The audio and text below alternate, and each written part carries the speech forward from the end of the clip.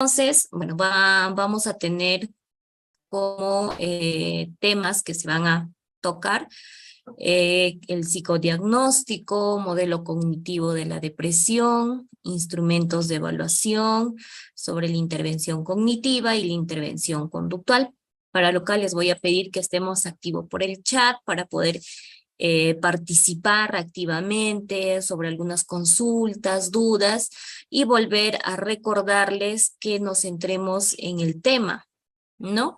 Para poder enriquecer más estos conocimientos. De repente hay algunos casos o algunas situaciones que tienen que ser o son más en particular, pero esos casos los tenemos que evaluar según los factores, según la situación, el contexto, etcétera, ¿no? Entonces, es importante que veamos primero este tema y bueno, al finalizar vamos a poder absolver algunas dudas, consultas. ¿De acuerdo? Entonces, vamos a ver sobre los trastornos del estado de ánimo. ¿Qué es el trastorno? Un trastorno se refiere a una perturbación, alteración o desorden en el funcionamiento normal de algo, ¿no? Esta va a ser ya sea en el ámbito de la salud mental, física o en otros contextos también. Pero cuando hablamos de salud mental, un trastorno va a incidir a un patrón que va a ser persistente, ya sea de pensamientos, emociones y comportamientos que causan un malestar significativo o deterioro en el funcionamiento diario de una persona. Los trastornos mentales pueden abarcar una amplia variedad de condiciones como la depresión, la ansiedad, la esquizofrenia, los trastornos bipolar, los trastornos de alimentación, entre otros. Y cuando hablamos de trastornos, pues estos pueden ser causadas de manera biológica, genética, ambientales o psicológicas también, ¿no? Y en su mayoría van a requerir un tratamiento terapéutico para poder gestionar estos síntomas y mejorar la calidad de vida. Entonces, vamos a mencionar también que es un estado de ánimo, ¿no? Este se refiere al tono emocional generalmente o a la disposición emocional que una persona experimenta en un momento dado, ¿no?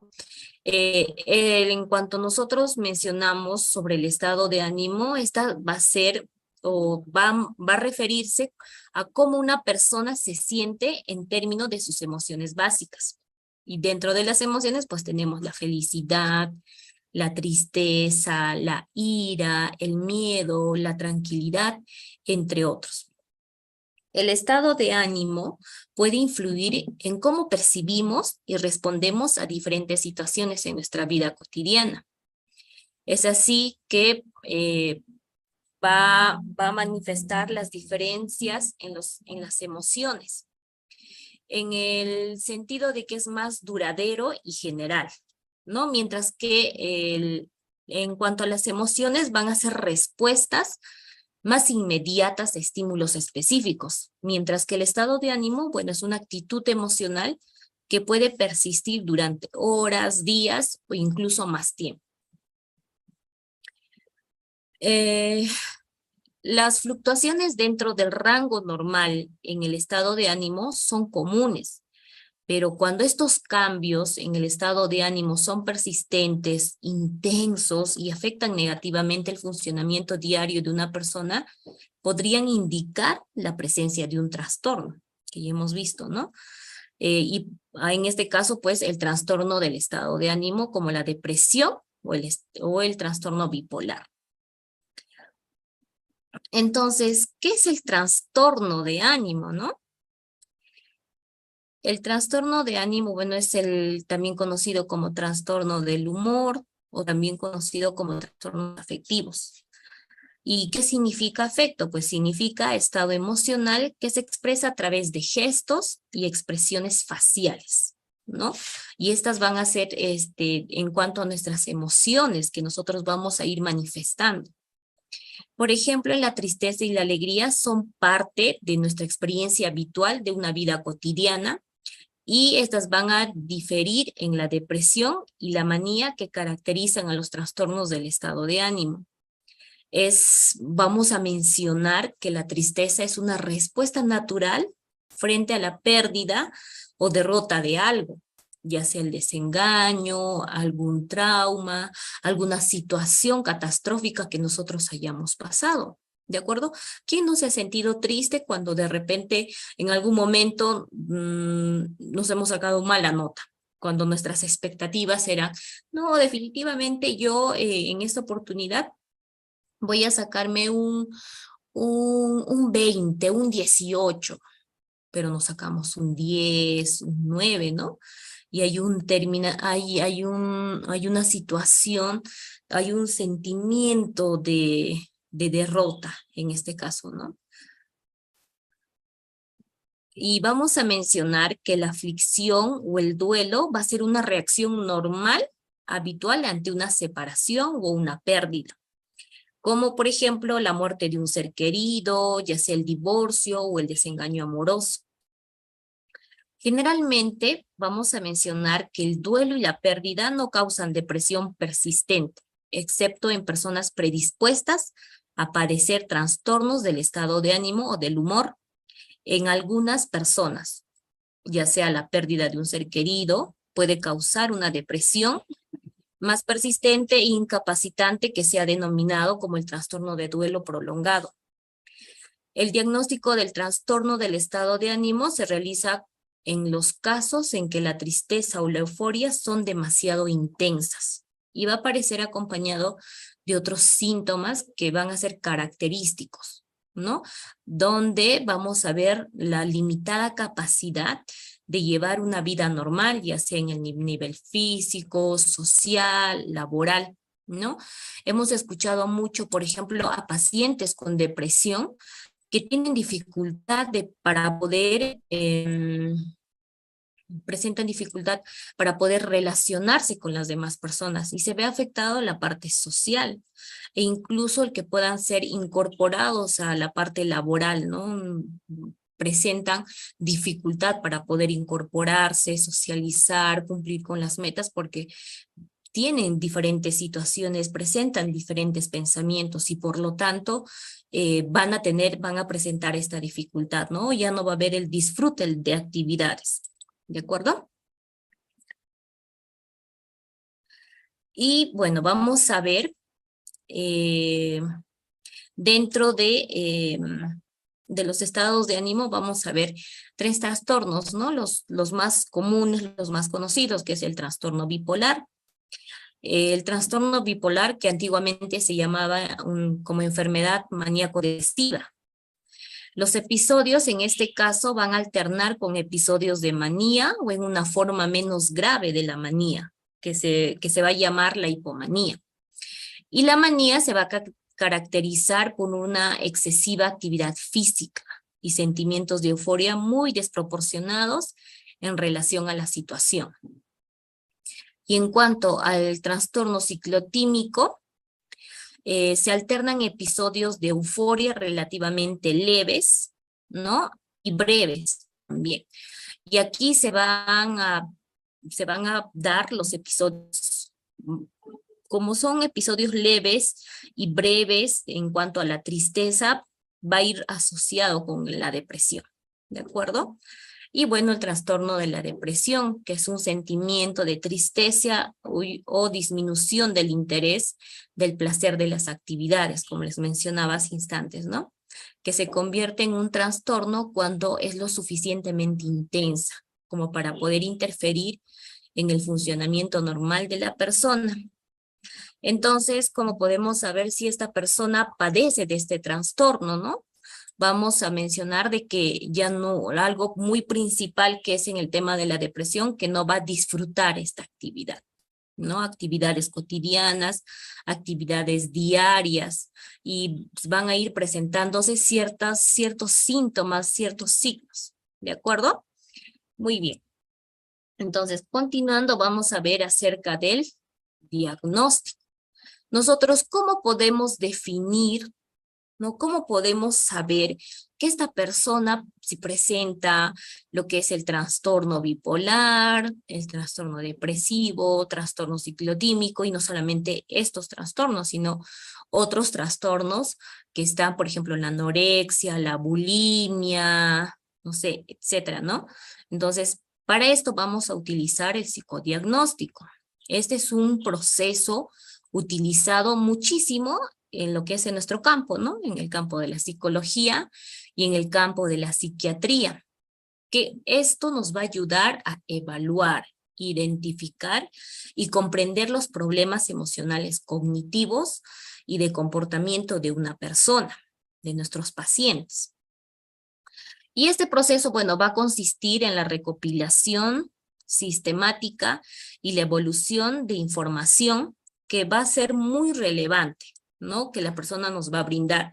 Y nosotros vamos a poder realizar el diagnóstico y vamos a poder recomendar un tratamiento adecuado, ¿no? ¿Qué pasa si nosotros durante nuestro proceso de intervención no realizamos un diagnóstico? No vamos a poder elaborar nuestro plan de tratamiento. ¿En base a qué nosotros vamos a elaborar nuestro plan de tratamiento?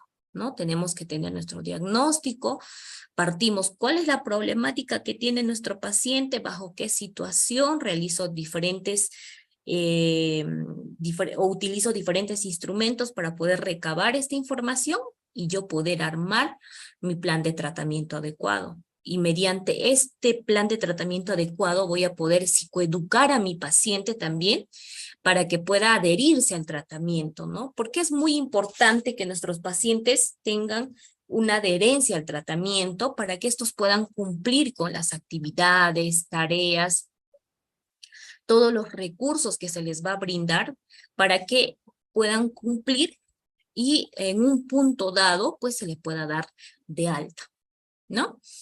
Este proceso de psicodiagnóstico podemos incluir diversas herramientas y técnicas. Como les mencionaba, la entrevista, pruebas psicométricas, dentro de ellos están los test, cuestionarios, ¿no? Obviamente que estén estandarizados, observación del comportamiento, el análisis de la historia clínica, las evaluaciones neuropsicológicas si en caso se necesiten, ¿no? Y los diagnósticos psicológicos se van a establecer a partir de los signos y síntomas de las personas que nos van a manifestar, ¿de acuerdo? Y entonces, licenciada, psicóloga, ¿qué son los síntomas? Vienen a ser aquellos datos que las personas refieren y no pueden ser observados directamente. Estas van a ser más subjetivas. Por ejemplo, como la sensación de vacío o de desgano. ¿Y qué son entonces los signos? ¿No? Recordemos o tomemos en cuenta de que los síntomas son más subjetivos y los signos son más objetivos, que sí se pueden ver, que son observables y que no necesitan de repente el relato de la persona, ¿no? Desde que ingresa nuestro paciente, nosotros vamos a poder observar, ¿no? Y también vamos a poder recopilar información según lo que un familiar nos pueda mencionar, ¿no? Por ejemplo, el llanto, la sudoración excesiva en las manos, algunos pacientitos llegan a tener la sudoración excesiva de las axilitas. Entonces ahí se les ve cuando ingresan, ¿no? Ya que sus prendas estén mojadas, la sudoración de la frente, por la nariz, etcétera. Entonces vamos a poder ver, son observables. ¿Y qué son entonces los síndromes? ¿No? Estas van a ser ya el grupo de signos y síntomas que suelen aparecer juntos y son identificables. Y cuando hablamos en el campo de psicología y en el campo psiquiátrico, es mucho más riguroso, ¿no? Y nos vamos a hacer la pregunta, y el para qué de un diagnóstico, ¿no? Como les mencionaba, que esto nos va a ayudar a poder tener nuestro plan de tratamiento. Y solamente eso, pues, por ejemplo, ¿no? En la medicina, los diagnósticos tienen una utilidad indiscutible. Es diabetes, es neumonía, etcétera. Eso es el diagnóstico que te brindan, ¿no? Y no es que para de acá 1 mes, 2 meses, ya no, ella tenía neumonía, ahora tiene otro tipo de diagnóstico, no, su diagnóstico es tal, ha sido neumonía, ha sido diabetes, etcétera, ¿ya? Pero cuando hablamos en el campo de la psicología y de la psiquiatría, se ha discutido muchas veces, incluso se suele preguntar sobre la utilidad o necesidad de los diagnósticos. Y aquí evidentemente vamos a tener muchos colegas que de repente no, no comparten el tema del diagnóstico. Por ejemplo, yo tuve una colega que mencionaba que a los niños menores de 17, 18 años, niños, niñas y adolescentes, ella no solía poner los diagnósticos por un tema de poder no afectar en el tema de su conducta. Ya ella mencionaba y decía, si yo le voy a brindar un diagnóstico, no sé, o el diagnóstico de hiperactividad, y el niño me va a ir a su centro educativo, y en el centro educativo puede ser como que aislado, rechazado, ¿no? Al contrario, se debería de trabajar. Y definitivamente cada uno de nosotros como colegas, como psicólogos, pues tenemos nuestros métodos de poder trabajar. Pero sí partimos frente a algo, frente a una situación, frente a un sentimiento, una emoción, ¿no? Y vemos y empezamos a trabajar. ¿Qué temas vamos a ir trabajando? ¿Qué aspectos vamos a ir trabajando? Mm, los diagnósticos pueden hacerse con diversos fines, que podemos identificar como positivos o negativos, como les brindaba el ejemplo, ¿no? De esta colega que irrefutablemente ella no ponía los diagnósticos, pero realizaba muy buenas intervenciones también, ¿ya? Y vamos a mencionar ahora los fines positivos, ¿no? Que es el tema del diagnóstico, al menos en el campo de la psicología. Esta nos va a ayudar a establecer una terapia particular a lo que presente el paciente. Eso hará que brinde un tratamiento específico para las patologías específicas, ¿no? Por ejemplo, en el caso de que el paciente presente una depresión, son más útiles las técnicas de reestructuración cognitiva, mientras que en el caso de las fobias, son más útiles las técnicas de exposición. Pero antes de saber qué técnica utilizar o qué proceso, es que tenemos que tener establecido muy claro el diagnóstico, ¿ya? Segundo, va a ser evaluar la funcionalidad y gravedad de un paciente. Está identificando potenciales riesgos en función de la evolución y qué pronóstico para el trastorno. Por ejemplo, ¿no? Si una paciente tiene un trastorno depresivo mayor, es importante sugerir una consulta con un médico clínico para realizar un chequeo general. Fundamentalmente vamos a descartar algún tipo de baja en las defensas debido a alguna enfermedad médica como neoplasia o problemas hormonales como el hipotiroidismo, ya que ambas pueden causar con trastornos del estado de ánimo. La tercera parte positiva es que, bueno, tenemos que manejar o tenemos que tener un lenguaje común, ¿no? Al contar con diagnóstico, ya sean estos diagnósticos universales aceptados, en donde estemos de acuerdo con un código común consensuado que va a permitir unificar criterios y diagnósticos. Si yo acá, por ejemplo, yo en Perú, le voy a diagnosticar, no hablando, vamos a irnos por departamentos, ¿de acuerdo? Yo tengo a mi paciente Marcela. Mi paciente Marcela viene, yo hago la intervención y bueno, mi diagnóstico va a ser trastorno depresivo. Entonces mi paciente se va a ir al departamento yo estoy en el departamento de Ayacucho. Mi paciente se va a ir al departamento de Trujillo, de Junín, ¿no?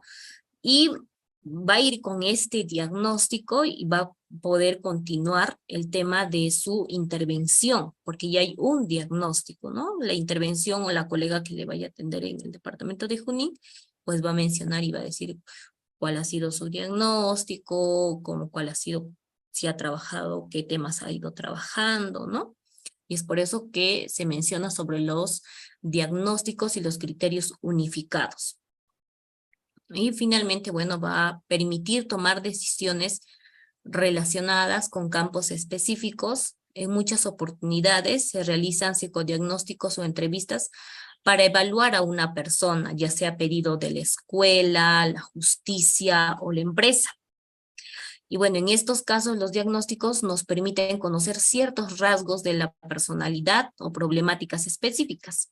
Y esto nos va a ayudar, por ejemplo, a dar en adopción a un niño, ¿no? O a tener medidas de restricción para una persona, por ejemplo, en casos de violencia. Y en este caso, pues bueno, se viene realizando en los centros de atención de emergencia, ¿no? Que son los llamados CEM. Entonces, ellos van a brindar en base a estas evaluaciones, en base a este diagnóstico, que el agresor va a tener que estar fuera del domicilio, no se va a poder aproximar a cierta distancia. Ellos ponen medidas muy rigurosas, ¿no? Para que el agresor no pueda acercarse a la víctima.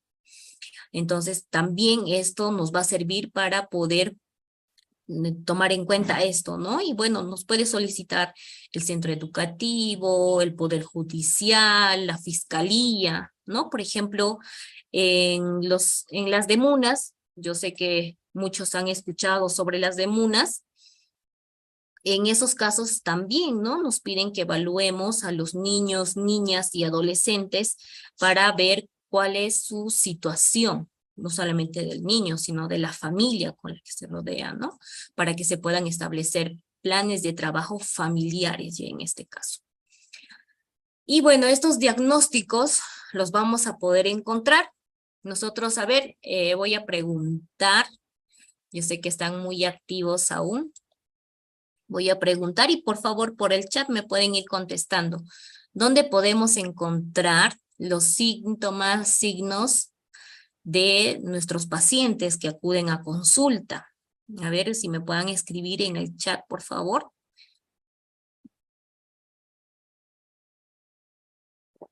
Exacto, DSM-5, DSM-5, el CIE-10. Genial. Entonces, estos son sistemas de clasificación. Ya tenemos el CIE-10 y el DSM-5, que es la versión actual. ¿Y qué significa CIE? ¿No? Es la Clasificación Estadística Internacional de las Enfermedades y Problemas de la Salud.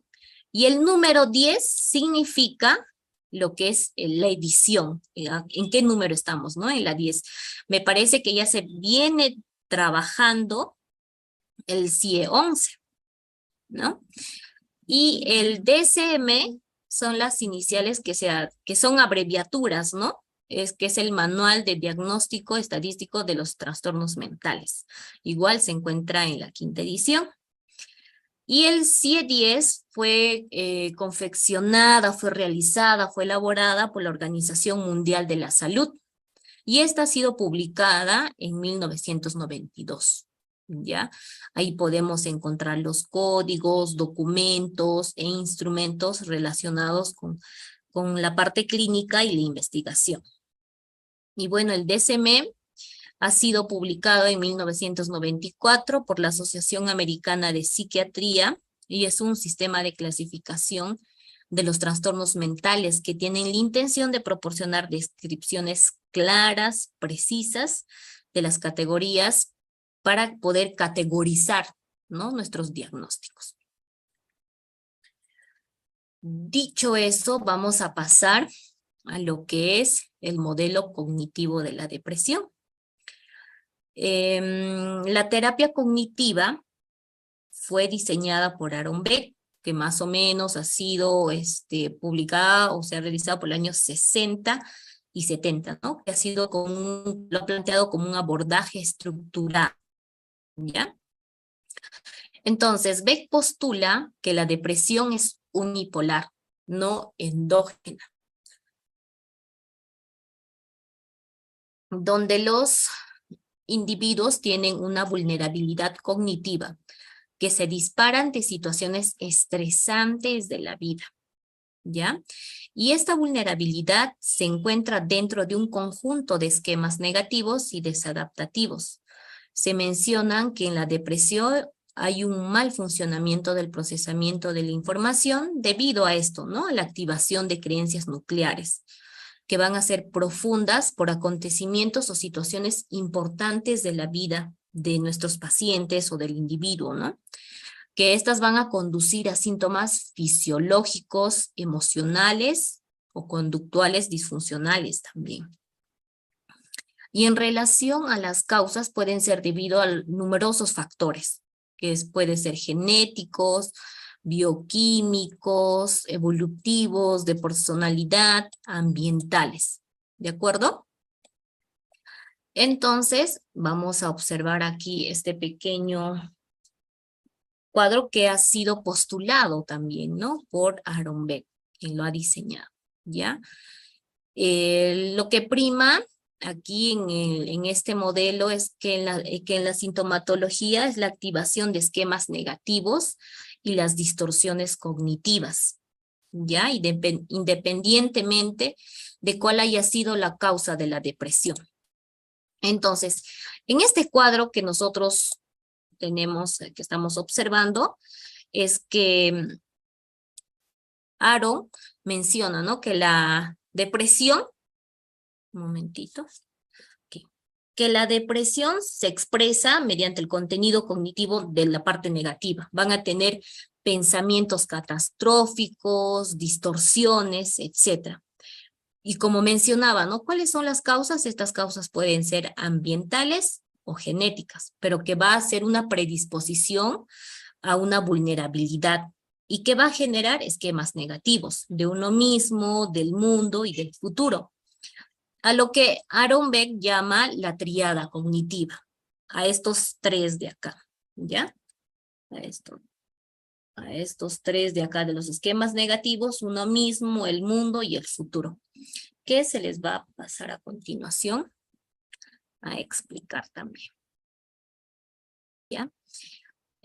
Vamos a tener la tríada cognitiva que hace referencia a tres esquemas o patrones cognitivos que inducen al individuo a percibirse de sí mismo, el mundo y el futuro desde un punto de vista negativo, ¿no? En este caso va a tener una visión negativa de sí mismo y va a hacer que el individuo se perciba como incompetente y esta se refleja en la percepción de un mundo que le hace que le va a hacer demandas excesivas o insuperables que de repente uno mismo no va a poder cumplirlas, ¿ya?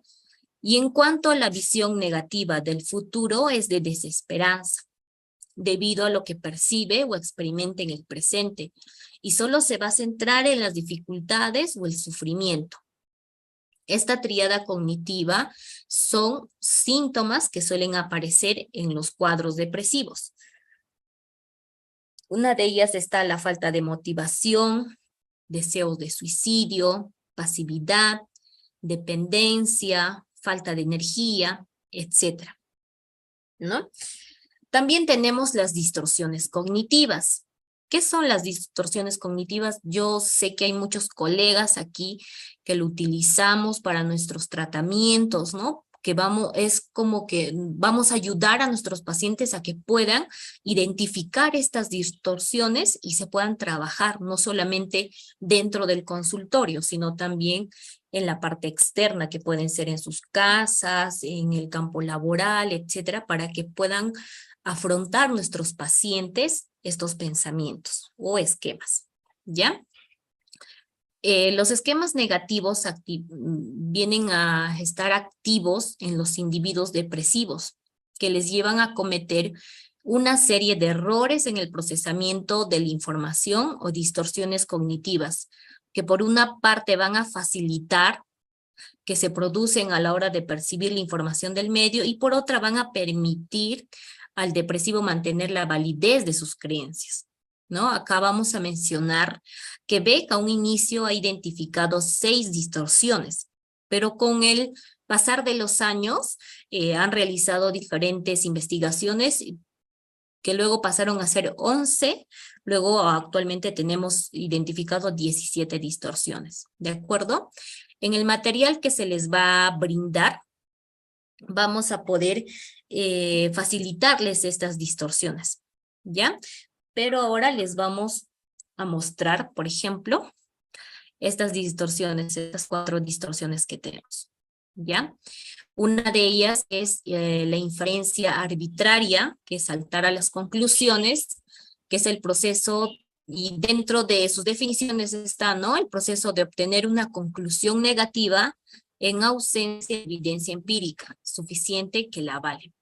Y uno de los ejemplos, pues, es, no encuentro trabajo porque soy un desastre, ¿no? Hay un tema de que no espera un resultado de repente a un puesto que ha postulado, al contrario, ya esta persona pues dice, no, no voy a encontrar un trabajo, ¿no? Y ya hay una distorsión cognitiva que presenta.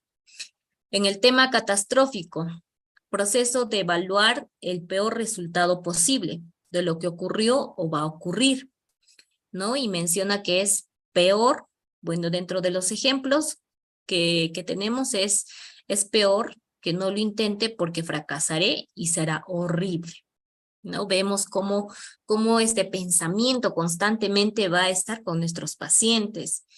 También tenemos comparación, que es la tendencia a compararse, llegando generalmente a la conclusión de ser inferior o mucho peor que los demás. Y dentro del ejemplo tenemos, ¿no? Aunque me esfuerce, no consigo ser tan agradable como mi compañero, ¿no?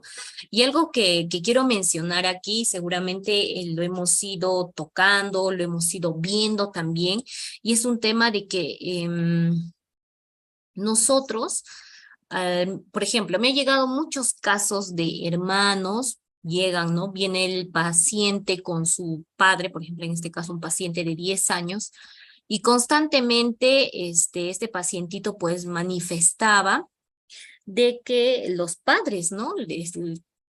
Constantemente le comparaban con sus demás hermanos, que por qué no eres como tu hermano, que por qué no te comportas de esa manera, tu hermano a tu edad no era de esa manera. Y estas acciones hacen, como decíamos, ¿no? Puede ser un factor para que a largo plazo se pueda desencadenar, ¿no? Estas distorsiones cognitivas. Y obviamente el menor manifestaba y decía de que no, no me agrada que me estén comparando, ¿no? Y obviamente se trabaja con el familiar, en este caso con los cuidadores, con los padres, para evitar estas comparaciones, porque cada uno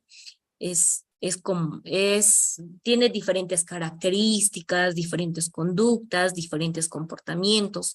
Es más, nosotros podemos tener 5 pacientes con depresión, pero estos pacientes, nuestro abordaje no va a ser igual con los 5 pacientes. Podría tener cierta similitud, pero no van a ser igual. ¿Por qué? Porque de repente va a variar en la edad, en la situación.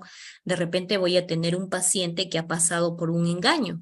Entonces, no va a ser lo mismo que yo que tenga que trabajar con un paciente que ha pasado por un proceso de duelo, por un fallecimiento de su progenitor, de su padre, ¿no? Entonces, vamos a ver que la intervención va a ser de diferente manera. Entonces, cuando nosotros psicoeducamos a la familia, psicoeducamos al paciente, manifestamos todas estas herramientas o estas técnicas que nosotros vamos a utilizar y que es muy individual y muy particular para cada uno de ellos, ¿ya? Otra de las distorsiones cognitivas que tenemos es el pensamiento psicotómico, que es blanco o negro, ¿no? Como que se hace o no se hace. Y dentro de sus definiciones vamos a tener lo que es la tendencia a colocar las experiencias o comportamientos de uno mismo y de los demás en categorías que solo admiten 2 posibilidades opuestas, bueno, malo, positivo y negativo. Y otro de los ejemplos es, o saco un 10 en el examen o soy un fracasado, ¿no? Y otra vez vuelvo a decir estos pensamientos son un refuerzo que se ha realizado, un reforzador durante muchísimos años en los niños y adolescentes. ¿Por qué? Porque en casa eh, constantemente les exigimos, ¿no? La parte académica a estos niños y les decimos, te tienes que sacar, ¿es un 20 o es un 20 en este caso, ¿no? Es un 20, es un 20. Y muchas veces los niños dicen, bueno, yo soy el mejor, yo lo tengo que hacer. Y, por ejemplo, cuando llega a postular a un centro universitario, pues muchas veces muchos alumnos que han finalizado el primer puesto dentro de la secundaria no les ha garantizado que puedan entrar al centro universitario dentro de un primer puesto tampoco, ¿no? Entonces, y esto los padres han reforzado, entonces, ay, seguramente no has podido, no has estudiado bien y por eso no has egresado, ¿no? Y hay un tema de una repercusión, y hay un causal. Y, por ejemplo, en los temas, cuando los estudiantes postulan a centros universitarios, pues el tema de que no hayan ingresado a estos centros preuniversitarios, universitarios, es que desencadena, ¿no? Incluso un trastorno depresivo y dice, no, ya, y viene, por ejemplo, una distorsión cognitiva de inferencia arbitraria, no lo voy a hacer porque no voy a ingresar, ya mejor ni postulo ya, ¿no? Y vienen desencadenando otras distorsiones cognitivas que constantemente están con nuestros pacientes, ¿ya? Entonces, vamos a ver lo que son los pensamientos automáticos. Dentro de los pensamientos automáticos, estas vienen a ser las autoverbalizaciones, pensamientos, imágenes que aparecen ante una situación externa o interna, de manera determinada y que son resultados de una interacción. ¿De acuerdo? Muy bien, antes de poder ver el tema de la depresión como tal y los síntomas, pues les quiero mostrar un pequeño video y por favor me comenta si se escucha. Voy a estar en el chat para que podamos observar.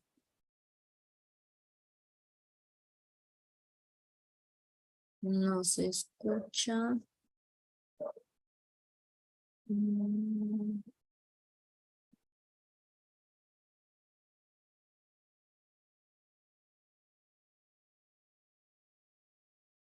momentito, por favor, hasta que pueda configurarlo.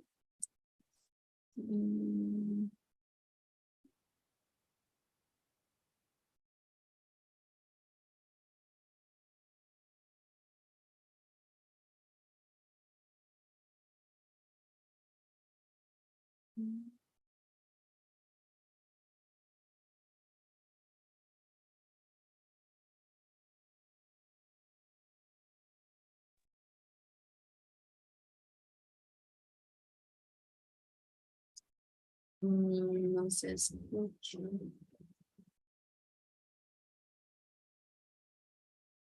A ver, lo voy a compartir de esta manera. Compartir.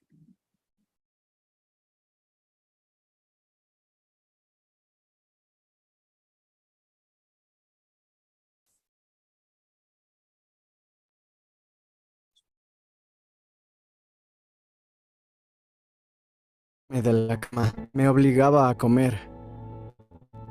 No tenía motivación para hacer ejercicio.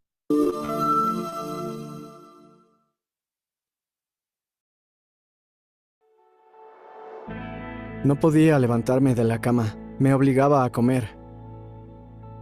No tenía motivación para hacer ejercicio, para estar con la gente, nada.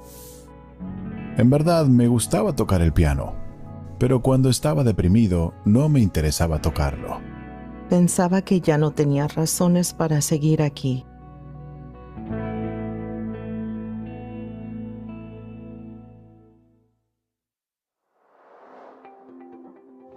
Estas son las voces del trastorno depresivo mayor. Todos hemos pasado por un periodo en el que nos sentimos tristes y sin esperanza, pero el trastorno depresivo mayor es más que eso. Lo sé, una de esas voces es la mía. Nunca le desearán la depresión a nadie, pero millones de personas la han padecido. Afecta nuestras vidas, relaciones y planes a futuro. Los hace sentir sin esperanza, pero tres cosas son ciertas. La depresión no es una elección. No significa que sean débiles y la depresión puede tratarse. Su doctor puede diagnosticar trastorno depresivo mayor o TDM si tienen síntomas varios días por al menos 2 semanas. Parece que no es mucho tiempo, pero pregunten a quien lo haya padecido y les dirán que parece una eternidad. Los síntomas principales son estado depresivo o anedonia. El estado depresivo es sentirse triste o decaído, lo que mucha gente experimenta, excepto el TDM, que es grave y no desaparece. La anedonia significa la pérdida de placer.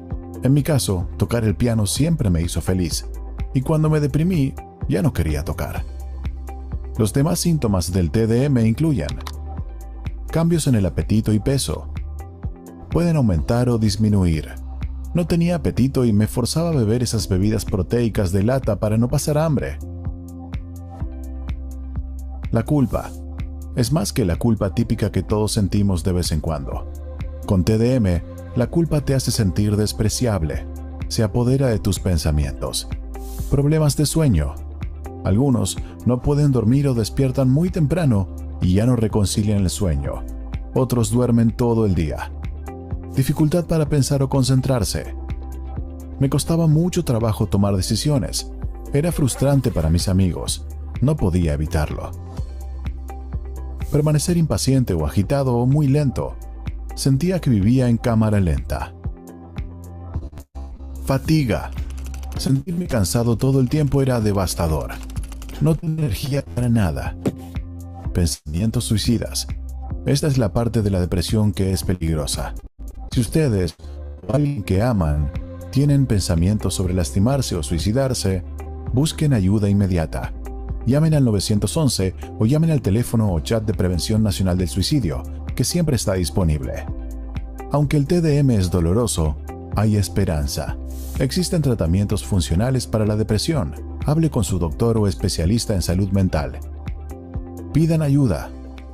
Sí funciona. La gente puede lograr tener una vida feliz, así como yo.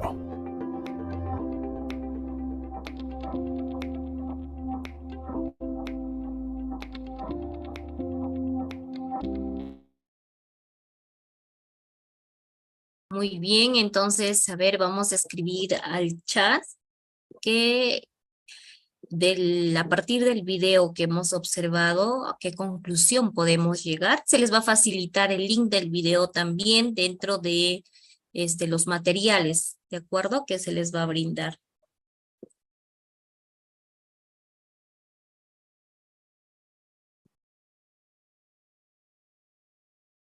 Terapeuta de Reyes Psicólogos, y te invito a que veas este video.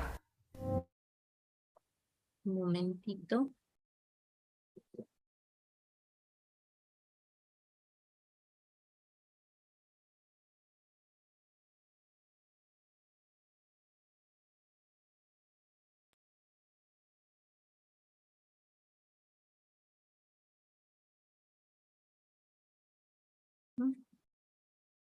Muy bien.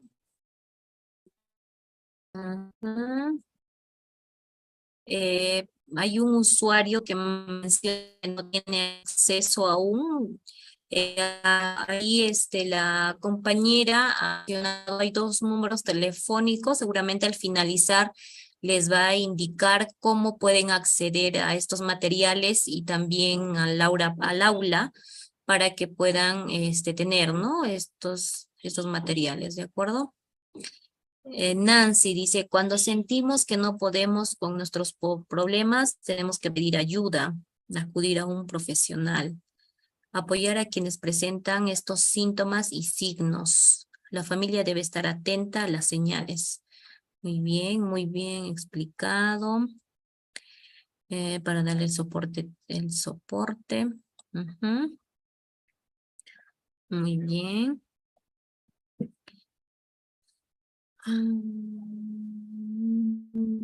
Características de depresión, muy bien, son bien marcados. Y cada vez que sentimos o estamos viendo un caso con estas características debemos estar alerta. Muy bien, yo sí. Verónica, es importante prestar atención a los signos y duración de ellos. Ajá. ¿Qué diferencia entre distimia y depresión mayor? ¿De acuerdo? Le vamos a responder. El DTM tiene factores biopsicosociales. Ujú. Muy bien, efectivamente, ¿no? Cuando nosotros lleguemos, observemos a pacientes con estos síntomas, pues tenemos que estar alerta. Puede ser dentro de un caso de nuestros familiares, amigos, pacientes, o incluso nosotros mismos que podamos identificar. ¿Para qué? Para que luego podamos acudir, ¿no? Y algo que les quería mencionar, y es algo que es muy importante, yo considero que es un trabajo en conjunto que se tiene que realizar juntamente con el terapeuta, en este caso nosotros, y ver el tema con los psiquiatras también, ¿no? Por ejemplo, en el video mencionaba que ya muchos pacientes tienen dificultad para poder dormir. Entonces, ¿qué es lo que necesita este paciente para que pueda dormir? Obviamente ya presenta insomnios, ya se le ha enseñado la técnica de relajación, y ahí tienes que utilizar esta técnica en estos momentos, en estas situaciones, pero ¿qué pasa? No hay un tema de que no lo está logrando, ¿no? De repente falta de práctica, falta de consistencia, y es muy importante el trabajo que se tiene que realizar con el psiquiatra también, porque con él también vamos a poder el tema de la medicación va a ser proporcional, y cuando, por ejemplo, en algunos casos que he trabajado con los psiquiatras, esto nos ha ayudado en el tema de los tratamientos, en nuestro plan de tratamiento, para que pueda disminuir incluso el consumo de estos medicamentos, ¿no? Muchas veces he escuchado colegas, ¿no? He escuchado colegas que mencionan de que no necesitan, ellos mismos lo pueden hacer. De repente un paciente lo puede hacer. Mi paciente lo puede realizar sus mejoras de sus síntomas, porque de repente está muy al pendiente con el terapeuta, etcétera.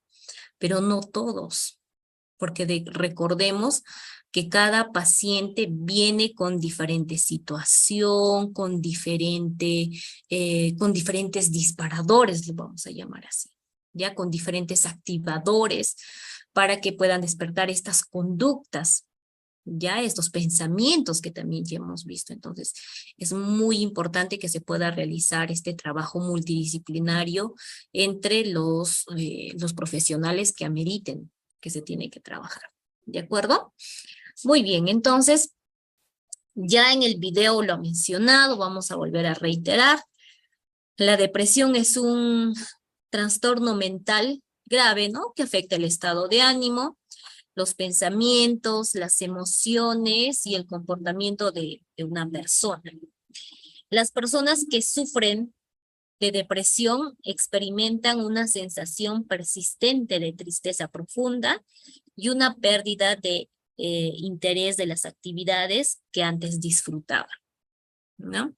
Y dentro de los síntomas, pues vamos a ver lo que es tristeza constante o sensación de vacío. Sí, excelente, Nancy, ¿no? La administración de fármacos tiene que tener una persona quien haga la supervisión, efectivamente, ¿no? Porque hemos tenido casos en los que el paciente, por ejemplo, para que pueda tener la supervisión de otra persona, también tiene que estar otro familiar, ¿no? Dentro del soporte que se le tiene que brindar a este paciente. Ya, porque ha habido pacientes que no puedo dormir y me tomo más, y pues llega un tema ya de intoxicación incluso. Ya ahorita les voy a comentar un casito. Vamos a terminar de ver los síntomas, ¿ya? Otro de los síntomas de la depresión es la pérdida de interés o placer. Las actividades resultaban muy gratificantes, ¿ya? Cambios en el apetito y el peso, que es la pérdida o aumento, dificultad para dormir, en exceso de sueño. En la mayoría de los pacientes, casi un 80% podemos mencionar de que hay un apetito, el apetito es totalmente disminuido. Hay pérdida de apetito y nuestros pacientes pues bajan de peso, por lo tanto pues su sistema inmunológico incluso está más debilitado, ¿no? Y también tenemos dentro de los síntomas la fatiga o falta de energía, sentimientos de inutilidad o sentimientos de culpa constantemente, dificultad para concentrarse o tomar decisiones y pensamientos de muertes o suicidios. Acá habla sobre los pensamientos, recordemos, ¿ya? Bueno, les quería comentar un casito. El año pasado, aproximadamente por estas fechas, yo venía atendiendo venía elaborando en una DEMUNA, ¿ya? Para lo cual, venía atendiendo aproximadamente las 10 de la mañana y me llaman, ¿no? Me llama un colega y me dice, porfa, de la misma municipalidad, y me dice, por favor, quiero una atención de urgencia, me dice. Y yo le digo que ahorita me encuentro atendiendo a un niño, pero cuando termine voy a ir, ¿no? A la atención necesaria. Pero me dice, no, de que es muy urgente el caso, porque ya el paciente que tenía 15 años, él ya había pasado, estaba pasando por una etapa depresiva, ya tenía el diagnóstico, ¿ya? Pero este diagnóstico lo habían realizado dentro de su centro educativo. Él estaba dentro de un COAR. Sabemos, el COAR es un centro donde se encuentran internados los niños, adolescentes, ¿no? Vienen, que cuentan con altas notas, ¿ya? Entonces, los jovencitos pues están internados. Pero, ¿qué había pasado con el niño? El niño había pasado por un perdido de centros de alto rendimiento. Exacto, Janet. Pero este niño pasó por un proceso de duelo, había fallecido su papá, ¿ya? Y era quien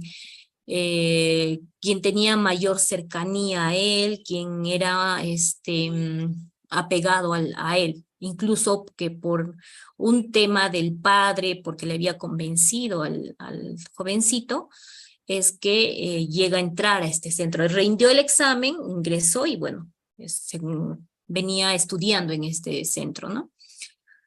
Y bueno, el colega me dice, pues, tienes que atenderlo, es con urgencia, por favor, he intentado suicidarse ya este pequeño y quiero que sea una atención. Y obviamente hay un tema de prioridades que nosotros llamamos, ¿no? Cuando es ya un intento de suicidio, pues acudimos inmediatamente a la atención, ¿ya? Y obviamente se conversó con el otro pacientito, se reprogramó su sesión y se atendió y se le explicó pues que había un tema de urgencia. Entonces, cuando se le ve al adolescente, obviamente yo no pude realizar una primera intervención porque el jovencito se había tomado las pastillas para poder dormir, ¿ya? Y obviamente estos estaban siendo como que administradas con la supervisión de su madre. Pero la mamá, por temas laborales, es que a veces no la supervisaba, o como que ya, mira, eres grande, ya tienes 15 años, ¿no? A veces nosotros decimos, uy, ya tienes 15 años y eres muy grande, lo puedes hacer solo. Y la verdad es que hay algunas cosas que sí lo pueden hacer, pero hay algunas cosas que no lo pueden hacer. Entonces, la mamá tenía turno noche y este pacientito pues no podía dormir.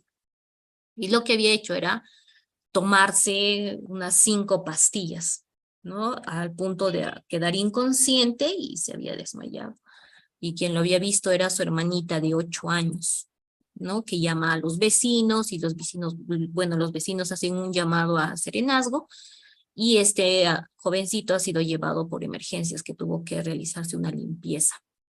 Tanto ha sido el consumo de medicamentos de este fármaco que bueno, que cuando yo lo vi, bueno, el niño se habrá tomado como a las 8:30 de la noche, 9 más o menos, que yo lo atendí como a las 10, 11 de la mañana, pues el jovencito continuaba como que con sueño, ciertamente mostraba desgano, no quería conversar, ¿no? Y obviamente yo no podía hacer una intervención así, ¿no? Más que un tema de un acompañamiento nada más. Y como que había ciertas cosas que tenían coherencia en lo que manifestaba y algunas cosas pues no tenían coherencia. Y ya al día siguiente, de lo que yo le observo, pues comenta, ¿no? De que dentro de este centro educativo, de este centro de alto rendimiento, pues el jovencito no le estaba pasando nada bien y había un tema de una presión por parte de la madre, ¿no? Que le mencionaba y le decía, por tu papá estás ahí, que por qué te tienes que salir, y el niño quería estudiar en un centro educativo normal, ¿no? En un colegio normal, pero la mamá no quería, que no, que cómo vas a estar afuera, obviamente la mamá también tenía sus propios motivos. Y al momento de yo realizar la historia, la entrevista con este paciente, pues me menciona todos estos síntomas, ¿no? Y el especialista quien le había diagnosticado, pues no le había hablado sobre qué es una depresión, no hubo un tema de psicoeducación al paciente, ¿no? Mira, vas a pasar por esto, tu plan de tratamiento va a ser esto, vamos a trabajar en estas actividades, en estas acciones, te voy a brindar estas herramientas. Algo básico que de repente nosotros podemos enseñar a nuestros pacientes es un tema de relajación, ¿no? Diafragmática. Entonces le pregunté, me dijo de que no sabía, porque solamente en el centro era más un tema de estudios, ¿no? De que tenían que esforzarse, tenían que estar al pendiente de sus exámenes, tareas, etcétera. Y que un colega que le había atendido, pues no le había informado muy bien, no sabía, es más, la mamá tampoco. Entonces, fue algo muy preocupante para nosotros porque ya este pequeño pues quería suicidarse y constantemente mencionaba y decía, ¿no? Yo me quiero, ¿para qué voy a vivir? ¿No? Si ya no ven que es un pensamiento catastrófico lo que mencionaba, ¿no? Decía, yo ya no quiero vivir si yo ya no tengo a mi padre, ¿no? Entonces ya había intentado el suicidio, se le realizó, bueno, obviamente nosotros como institución realizamos la derivación a un centro mental comunitario para que pueda recibir ya una atención eh, multidisciplinaria, ¿no?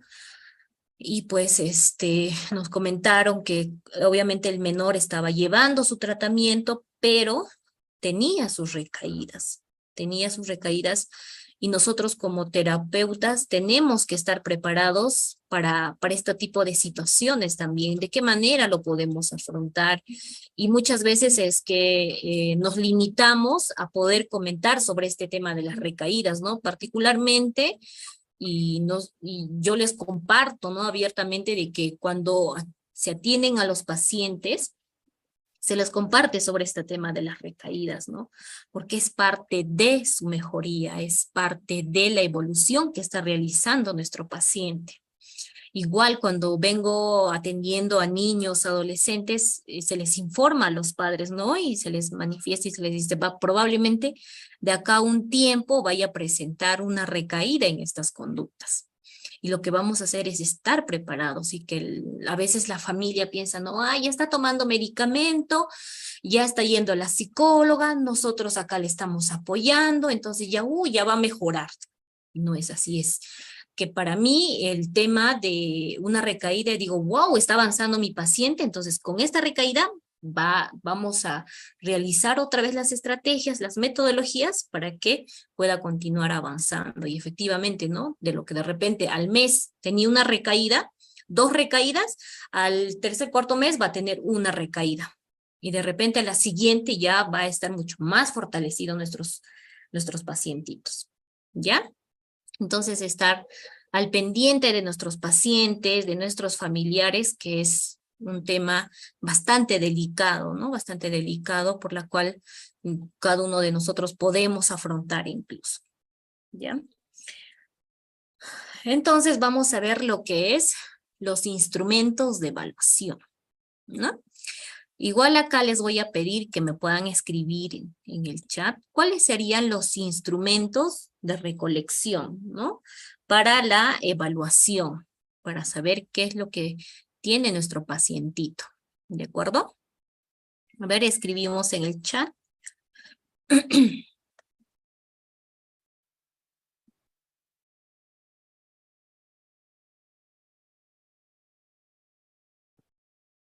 Tamizaje, muy bien, Brenda. Inventario de depresión, claro, ¿no? El tema de la aplicación de cuestionarios, de test, cuestionarios de síntomas, el Milo.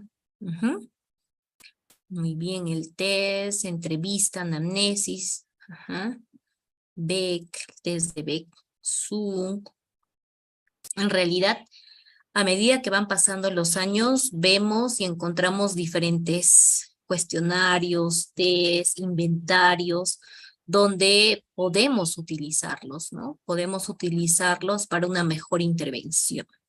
Desde el API, muy bien. Entonces, dentro de nuestros instrumentos de evaluación, vamos a tener la entrevista, ¿no? Que vamos a poder evaluar, recolectar toda la información necesaria, ¿ya? Para poder diagnosticar a nuestro paciente, ¿sí? Tenemos la observación, que es muy fundamental para nosotros, ¿no? ¿Qué pasa si nosotros no tomamos en cuenta esta parte de la observación? Probablemente dejemos escapar muchísimos datos, ¿no? Por ejemplo, como les mencionaba hace instantes, el tema de la sudoración, ¿no? El tema de desde que ingresa a nuestro consultorio, ¿no? Como que, de qué manera ha venido vestido, si tiene coherencia su vestimenta con la estación, ¿no? Si estamos en verano, por ejemplo, vamos a hablar nada más de Lima, que venga con chalinas, una gorra para el frío, no bien abrigado, pues vamos a tener que ver, ¿no? Que observar qué ha pasado, por qué nuestro paciente está viniendo vestido de esa manera, de repente pasó algo, está enfermo, no lo sé, pero si estamos con unos grados, pero que no soportamos el calor, ¿no? Entonces, se encuentra fuera de un rango, ¿no? De un rango normal. También vamos a tener lo que es la historia clínica, los datos autobiográficos, la evolución de su problema, datos sociales, etcétera. Los autorregistros, que más adelante también los vamos a ver, ¿no? Los autorregistros de los comportamientos depresivos, la utilización de cuestionarios y como ya lo han ido mencionando, ¿no? El inventario de depresión de Beck, la escala de actitudes disfuncionales, la escala de desesperanza, ¿no? Y acá vamos a tener que recoger la información tanto de los pacientes como de los familiares, porque tomemos en cuenta que la percepción del paciente es muy diferente a la percepción de los familiares. Cómo es que su situación que percibe el paciente, cómo lo percibe o qué conductas realiza en casa también. Y esto, ¿quién nos va a poder dar los datos? Pues los familiares, ¿no? De acuerdo a su percepción. Siempre se recomienda en casos pacientes depresivos que vengan con algún familiar, ¿no? Para que pueda dar data de las conductas, de las tareas que se les ha dejado para casa, para ver cómo está, si los está cumpliendo o no los está cumpliendo también, ¿ya? Es muy importante, particularmente, pues, solicito, ¿no? Que venga con con algún familiar que lo haya observado, que haya estado constantemente con el paciente. Y se recomienda pues que pacientes con el síntoma de pensamientos de suicidio tenga un pariente que se encuentre con el acompañamiento constante, ¿no? En algunos casos que me ha tocado pacientes con este tipo de pensamientos, pues se les ha manifestado, ¿no? De que cuando tengan ese tipo de pensamientos o que se les haya activado, inmediatamente marcar, ¿no? Porque ya es un distractor externo. Marcar, me marcas, conversamos y se les recuerda, ¿no? La técnica de la respiración, la relajación muscular, para que puedan entrar en, que yo lo llamo en sintonía, ¿no? Entramos en sintonía para que otra vez puedas estar ya más calmada, más calmado, tranquilo, ¿de acuerdo? Bien, pasamos lo que es la intervención cognitiva. Esta intervención cognitiva es un procedimiento de intervención estructurado, de tiempo limitado, que utiliza como estrategias de intervención fundamentales el razonamiento deductivo y la comprobación de hipótesis, con la finalidad de poder ayudar a las personas a aprender a identificar y contrastar sus pensamientos disfuncionales. ¿Ya? La terapia cognitiva no solo se centra en las distorsiones cognitivas del individuo, también se va a centrar en los problemas externos relacionados con su malestar, ¿no? ¿Cuáles son en la terapia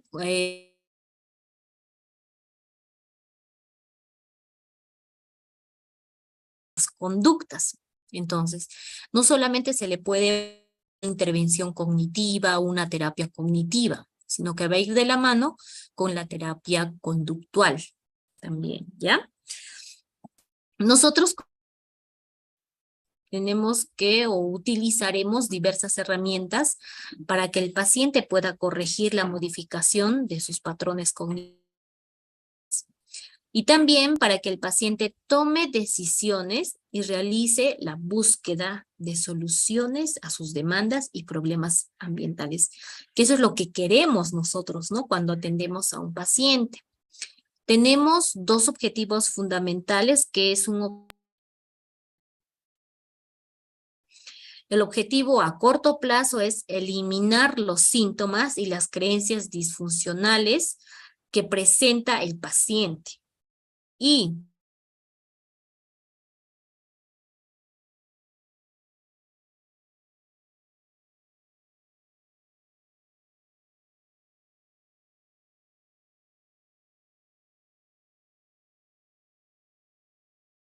que se fue mi internet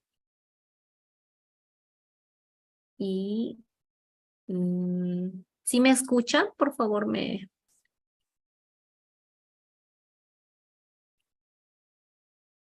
confirman si me escuchan. Sí, gracias, Roxana. Van a disculpar, se me ha ido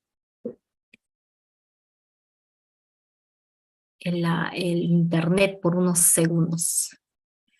Bien. Como les iba mencionando, voy a volver a repetir. Tenemos dos objetivos fundamentales, que es a corto y largo plazo. A corto plazo viene a eliminar los síntomas y las creencias disfuncionales subyacentes, que está presente en el paciente. Y a largo plazo, pues, que adquiera habilidades necesarias que va a permitir que en el futuro se pueda corregir las distorsiones cognitivas y ayudarle a incorporar como parte habitual las actitudes y formas de funcionamiento más adaptativas y racionales del paciente. ¿De acuerdo? ¿No se escucha? ¿Sí se escucha? ¿Me escuchan, por favor? Se va y viene.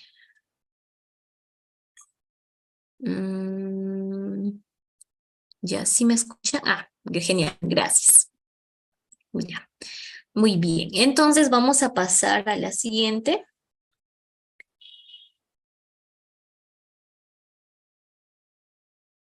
que vendría a ser las características del terapeuta y relación con el paciente, que esto es muy importante para que podamos ver las mejorías, ¿ya? De nuestro pacientito y podamos decir, bueno, estamos ahí avanzando con nuestro paciente. La terapia cognitiva no solo se va a centrar en las distorsiones cognitivas del cliente, sino también en los problemas externos relacionados con su malestar, como íbamos mencionando, ¿no? En las primeras entrevistas, nosotros como terapeutas tenemos que recoger toda información para luego realizar el diagnóstico y luego para proceder a explicar el tratamiento. Es de nuestra responsabilidad como terapeutas enseñar a detectar y cuestionar los pensamientos y distorsiones, y a su vez en la selección de las técnicas de intervención que pueden ser más adecuadas en distintos momentos. ¿De acuerdo? Antes de finalizar la etapa, antes de finalizar nuestra terapia también, el terapeuta colabora en la valoración sobre el paciente, ¿ya? Si ha adquirido las habilidades, si existe un entrenamiento necesario para detectar y cuestionarse los pensamientos que se activen, y a su vez vamos a ayudar a que puedan encontrar situaciones futuras, ¿no? Que puedan facilitar a nuestro paciente a disfrutar estas actividades, ¿ya? Y que ya no se produzca este malestar emocional. Y algo que es muy importante, ¿no? Que se habla mucho sobre manuales de tratamiento o de autoayuda.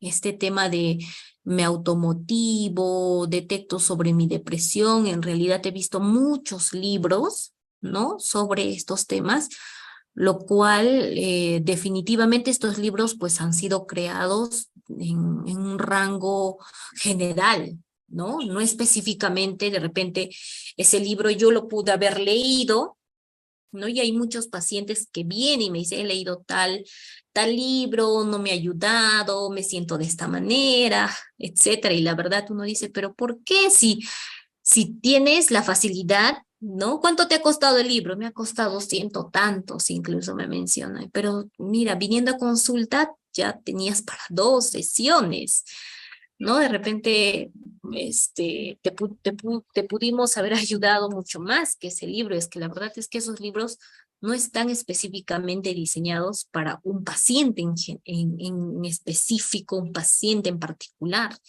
¿no? De repente algo se puede sacar, pero no todo el libro vamos a poder basar en nuestro diagnóstico, en nuestro tratamiento. Y es por eso que hay que tener mucho cuidado, ¿no? Cuando recomendemos libros, cuando mencionemos libros de autoayuda. Hay libros que son muy buenos, pero hay otros que lamentablemente pues no van a poder ayudar a nuestros pacientes, ¿ya? Cada caso debe ser cuidadosamente conceptualizado dentro de un marco teórico cognitivo, ¿ya? Y eso nos va a ayudar a nosotros como terapeutas a elegir las estrategias y técnicas adecuadas para cada uno de nuestros pacientes. Es así que Ingram y Holland, ¿ya? Señalan 7 pasos que llevan a cabo dentro de un largo proceso terapéutico para poder conseguir el cambio cognitivo. Ya acá vienen a la realización de la estructuración del proceso terapéutico. Una de ellas es proporcionar la lógica del tratamiento, ¿no? Este tratamiento tiene que ser coherente según la necesidad de nuestro paciente. Entrenar al cliente con técnicas de autorregistro, ya que esto nos va a ayudar muchísimo también para nuestros pacientitos, ya que también lo vamos a ver más abajito. Promover la realización de conductas mediante técnicas específicas y programación de tareas para casa. Si ustedes recuerdan, hace instantes o constantemente les vengo mencionando las tareas para casa, ¿no? Yo sé que hay muchos colegas que trabajan mucho con esto porque nos ayuda a evaluar el avance de nuestros pacientes y el compromiso que tienen nuestros pacientes Y no solamente nuestro paciente, sino la familia también, ¿no? Porque muchas veces se pide que lo puedan realizar o supervisar, ¿ya? Identificar pensamientos automáticos, creencias subyacentes y procesos por los que se han formado y mantienen. Contrastar creencias y llevar a cabo un examen lógico de las estrategias de razonamiento defectuosas. Articular los supuestos básicos, que son los esquemas, ¿ya? Preparar la terminación de la terapia y prevenir las recaídas. Y bueno, vamos a informar sobre la duración del tratamiento de acuerdo al paciente, ¿ya? En algunos casos, por ejemplo, la atención puede ser a un inicio 2 veces por semana. Hasta he tenido casos que han sido casos ya muy graves en las que se ha tenido que atender 3 veces por semana y de repente otro colega me va a decir, colega, yo he tenido pacientitos que tenía que atenderlos mucho más, ¿no? Durante los 7 días de repente 4 hasta 5 veces, según la situación que va a meritar la intervención. Y luego vamos a pasar, ¿no? De la intervención que se tenía a 2 veces por semana, pasaremos 1 vez por semana, según cómo va nuestro paciente, evaluando, ¿no? Su avance. Luego vamos a pasar a la quincena, para luego pasar al mes, cada 2 meses, cada otros meses, 4 meses, y para que poco a poco finalmente podamos llegar a dar de alta a nuestros pacientitos. ¿De acuerdo? Y vamos a ver las principales técnicas de intervención en la parte cognitiva, ¿ya? Estas técnicas se van a desarrollar durante las sesiones y en ellas se entrena al paciente para que las use en su contexto natural, en su medio natural, ¿no? En este caso, en su vivienda, en una zona donde se encuentra el paciente con la que se relacione con mayor frecuencia. Cuando sienta que la emoción es demasiado elevada y necesite controlarla. Tenemos lo que es la inducción de autocompasión. En este caso tenemos a ciertos pacientes que muchas veces presentan dificultad, ¿no? Hay un tema de retención del llanto, de no sentir esta vulnerabilidad, y usualmente pasa en los varones, ¿no? Porque se les ha enseñado, pues, que no, los varones no pueden llorar, tú no puedes llorar porque eres varón, enfrente a esta situación, lo cual no es así, ¿no? Y una de las técnicas que se les enseña es que al paciente pueda describir detalladamente todos sus sentimientos negativos, que suele ser suficiente en muchos para desencadenar el llanto y provocar una autocompasión. Y esto pueda como que arrojar esta situación para que el paciente pueda sentir cierto alivio, ¿ya? También tenemos la descripción, por ejemplo, cuando nosotros podemos contar una historia al paciente que pueda tener similitud a la historia por la que esté pasando o la situación que haya tenido el paciente. Entonces lo que va a hacer el paciente es identificar, ¿no? Y va a llevar el tema, va a llevar a un tema de compasión y va a ser pues que va a desencadenar en un tema de llanto. Y esta ya no va a ser contenida, ¿no? Al contrario, lo va a poder canalizar mejor, ¿ya? También tenemos la distracción externa, que se recomienda ver la televisión, llamadas por teléfono, leer un libro, etcétera, que van a ser formas de distracción que sirve para aliviar los sentimientos de tristeza, angustia. El paciente puede concentrarse en algún aspecto del medio y poner en juego el mayor número de posibilidades de modalidades sensoriales, como puede ser la vista, oído, gusto, tacto, ¿no? Y acá, por ejemplo, se le puede recomendar al paciente que pueda preparar, elaborar un postre, ¿no? O aprender a preparar un postre también. Y mantener la distracción hasta que se reduzca el malestar. Hablar de forma limitada de los sentimientos. Acá hablamos otro procedimiento para reducir el sentimiento de tristeza es procurar no estar hablando permanentemente de sus sentimientos con las personas de su alrededor,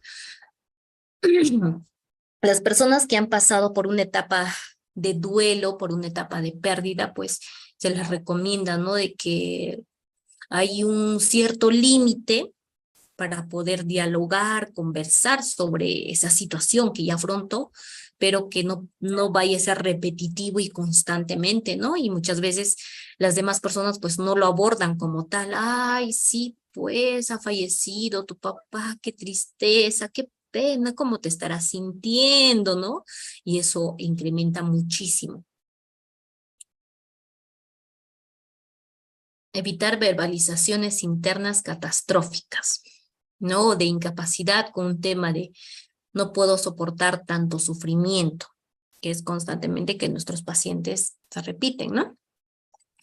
Esta técnica ayuda a aliviar el sentimiento de tristeza, dado que estas verbalizaciones incrementan la percepción de incapacidad y catastrófico. Y bueno, vamos a ver acá el tema de autorregistro, que se utiliza muchísimo en pacientes depresivos, ¿no?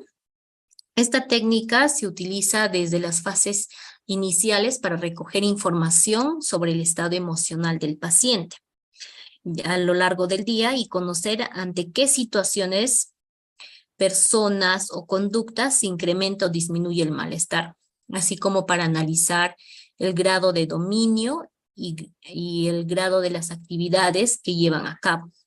Y muchas veces acá les podemos pautar a los pacientes que puedan valorar mediante una escala, ya sea de 0 a 100, donde 0 es sentirse muy mal y 100 es sentirse muy bien. Algunos terapeutas también pueden utilizar de 0 a 10, que a algunos les resulta mucho más fácil, ¿no? 0 es sentirse muy mal y 10 es sentirse muy bien. No, esta va a tener la utilidad de que nos permita obtener información detallada de lo que ocurre al paciente a lo largo de la semana y sirven de línea de base para comparar los cambios posteriores. Y acá tenemos un ejemplo de autorregistro, ¿no? Donde vemos la fecha y la situación, emociones, pensamientos automáticos que afloran, respuesta racional y resultado. Fecha y hora, ¿no? Acá nuestro paciente muestra como lunes, las 9 de la mañana. Situación, estoy en la calle y veo un perro y se pone a ladrar. ¿Y qué emoción tuve? La ansiedad, un 70%, ¿no? Que es muy elevado. Y mi pensamiento automático fue que ladra porque se ha enfadado y me quiere morder, ¿no? Pero nuestra respuesta racional es que un perro que ladre, bueno, no necesariamente significa que esté enfadado y que quiera morderme, ¿no? Ya va bajando un 60%. Y seguimos analizando, pues no le vamos a quitar el tema de la credibilidad de que efectivamente algunos perros sí nos pueden morder, pero no todos, ¿no? Pero acá le vamos a dar un 30%, ¿ya? Y bueno, nuestro grado de ansiedad va a ir bajando también ya un 20%, ¿ya? Y bueno, como ya estamos llegando a la parte final, vamos a tener lo que es la intervención conductual.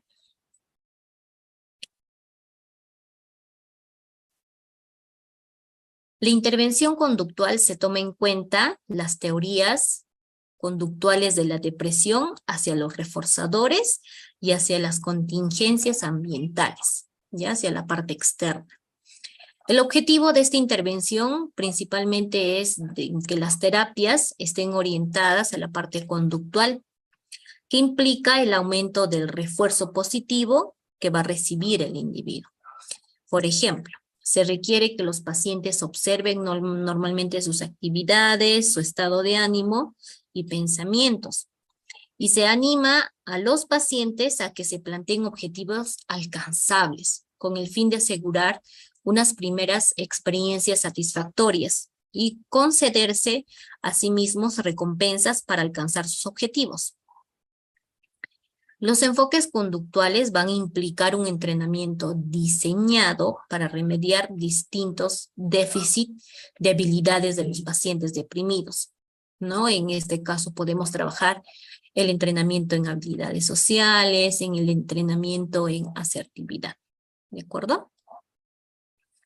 Es por eso que la tenemos.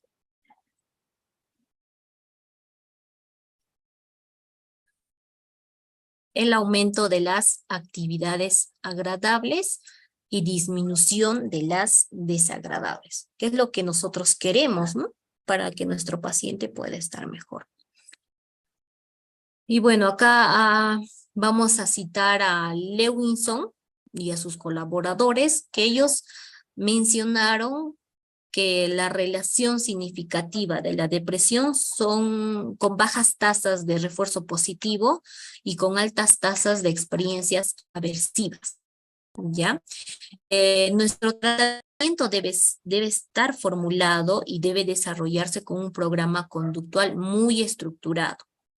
Puede ser de 12 sesiones, según la necesidad de cada paciente, y este va a ir dirigido a cambiar la calidad y cantidad de las interacciones de los pacientes deprimidos con sus entornos, para lo cual se utilizará la intervención cognitiva y conductual, ambas en conjunto, como les mencionaba, incluyendo el entrenamiento en asertividad, relajación, el autocontrol, la toma de decisiones, la solución de problemas, la comunicación y el manejo de tiempo. Estas intervenciones ambientales son especialmente útiles cuando el entorno del paciente está muy empobrecido o no tiene alternativas aversivas, ¿no? O tiene altamente situaciones aversivas. O también cuando el individuo tiene pocos recursos personales, ya cuando aquí no se ve el compromiso de familiares, ¿no? Hemos visto, yo sé que han tenido casos en donde los familiares pues minimizan esta situación, ¿no? Ay, este está tomando pastilla y aún así no mejora, ¿hasta cuándo, no? Y obviamente nuestro tratamiento pues no es de un día, 2 días, una semana, un mes, requiere de tiempo, dedicación, compromiso para que nuestro paciente pueda mejorar. Y si no encuentra un soporte dentro de la primera línea que es su familia, pues vamos a tener que buscar otros recursos para que estos puedan ser como reforzadores para mejorar estas conductas. Y un tipo de intervención ambiental, por ejemplo, puede entrañar a cambiar el lugar físico y social del paciente, ayudando a este a mudarse a un nuevo entorno, ¿no? Por ejemplo, en el tratamiento de una anciana deprimida con una historia de esquizofrenia paranoide, la evaluación diagnóstica sugirió que el aislamiento social era el principal factor que contribuyó a su depresión.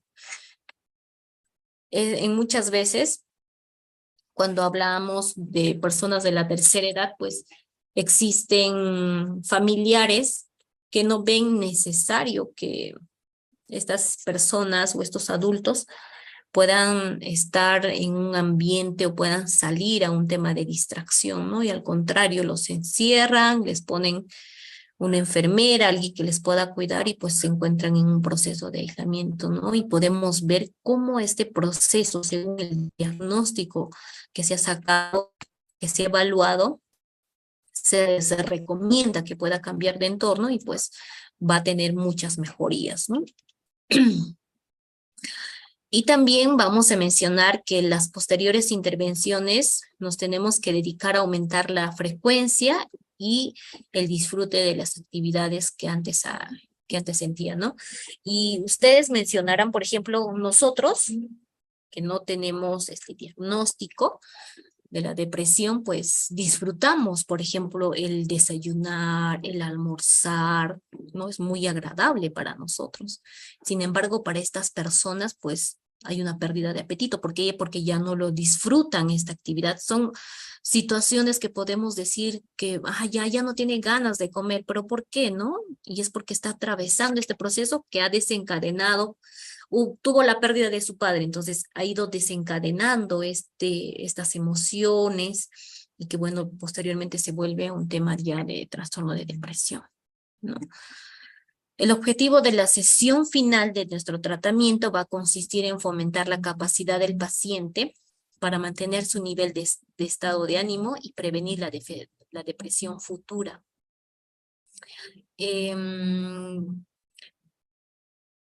Según Beck, según las causas que ya que hemos visto a un inicio, ¿no? Sobre la predisposición que puede presentar nuestro paciente, que puede ser ambiental o genética.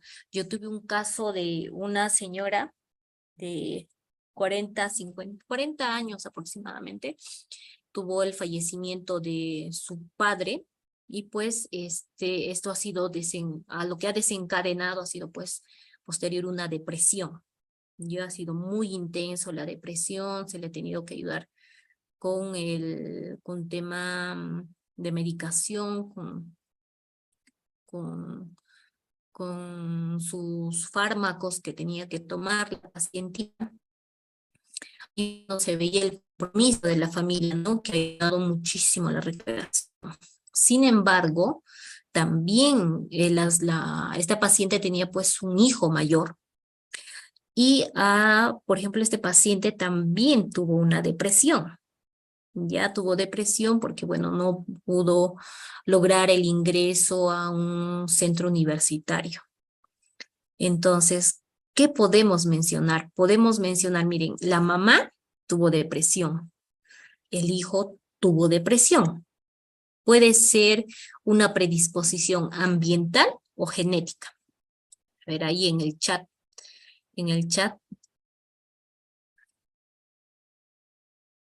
¿ustedes qué creen?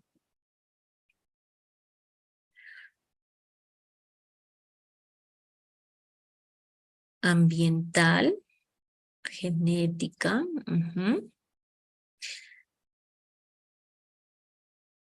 Genética, exacto. Es genética, ¿no? Lo ha heredado de la madre. Y se tiene 2, 3 hijas más que muestran cierta predisposición para poder adquirir la depresión. O sea, lo que solamente podríamos descartar es que pase una situación, ¿no?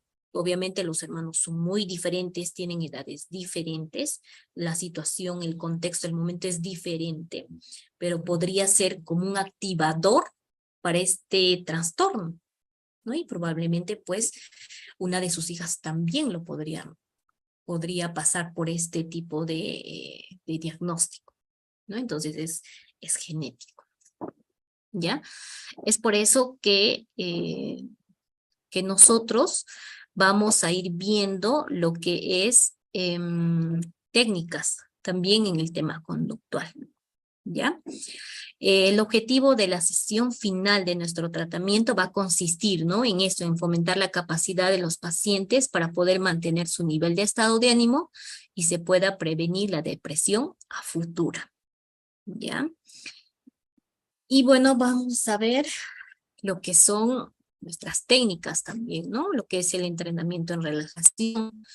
Considero que es el primer paso que nosotros tomamos para poder trabajar, una de las herramientas que nosotros podemos utilizar y enseñar a nuestros pacientes, ¿ya? En el entrenamiento en relajación se va a indicar a los pacientes cómo la tensión puede exacerbar la aversión de situaciones desagradables y cómo interfiere con el disfrute de las actividades agradables. Y se le enseña a familiarizarse con los principales grupos de músculos y cómo tensarlos y relajarlos.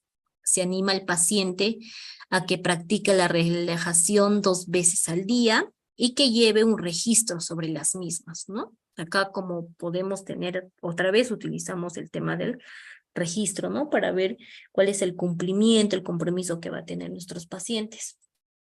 Y uno de ellos que les quería mencionar es la respiración diafragmática, ¿no?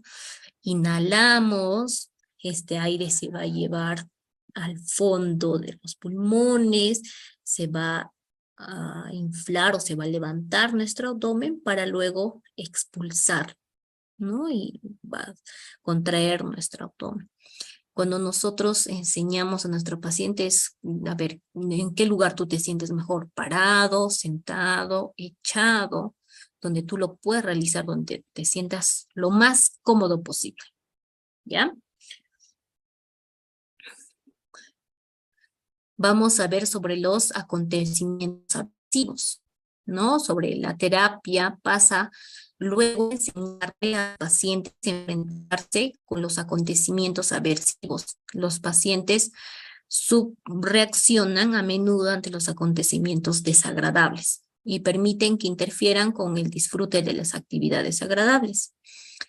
El componente de la disminución de los acontecimientos desagradables va a continuar indicando un pequeño número de interacciones o situaciones negativas que va a desencadenar la disforia del paciente, ¿ya? Pero se va a trabajar en reducir la aversión de estas situaciones. Nosotros como terapeutas vamos a disponer un amplio rango de tácticas que va a poder incluir a enseñar a los pacientes a tener vamos a trabajar frente a los pensamientos positivos y constructivos, ¿ya? Y el tiempo del manejo, ¿no? La otra técnica es manejo del tiempo, que es la planificación diaria. Esto va a ayudar a estructurar sus actividades y que estas actividades las puedan cumplir, ¿ya? En esta fase vamos a hacer que los pacientes lean y hagan un empleo considerable de sus actividades, ¿ya? Y uno de los libros que les puedo recomendar para que puedan tomar de ejemplo es Cómo controlar tu tiempo y tu vida, que es de Lakin, algo así se lee, está en inglés.